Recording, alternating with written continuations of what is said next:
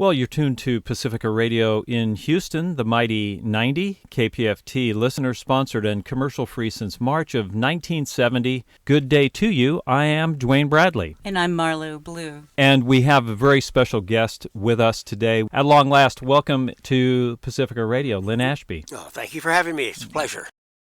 I'm going to say go for it. I have no regrets. Matter of fact, I loved it. Simple thing was when I was working for the Post, even as a reporter, or much less as editorial page editor, when I was at a party, I noticed people kept coming up to me asking what I thought about it. Used to the time I didn't know and made it up.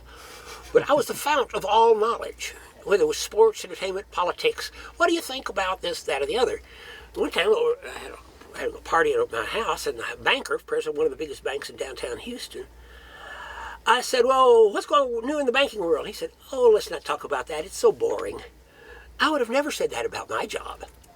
Now, most of my friends, virtually all of them, made more money than I did.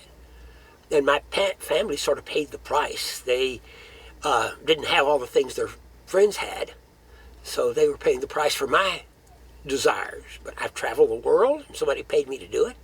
I've interviewed everybody. I've covered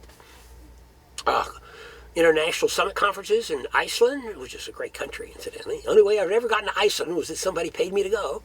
Geneva. I've been to France so many times. Growing up in Dallas, I never thought I'd ever see Paris, and I finally been there. I got to know my way around, know most of the bartenders and maitre d's. You couldn't do that as orthodontist. I love it. Say, be prepared. If you're young now, be prepared for even more massive changes in journalism.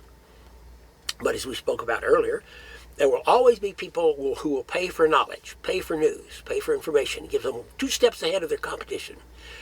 And they'll pay you. And if you work it right, they can pay you rather well. It's going to change, but you still got to know the English language. You still got to learn how to type. You got to learn the grammar. You got to know history. When somebody mentions Millard Fillmore, you better know who it is. Don't give them a blank look. You better know how to spell. You may need to know 2 or 3 languages by the time a few years from now. If you're, say, in college, you're starting college, high school, and thinking about journalism, well, go for it. Absolutely go for it. There's a book called, as a journalist, I met the most interesting people, and they were all in the business.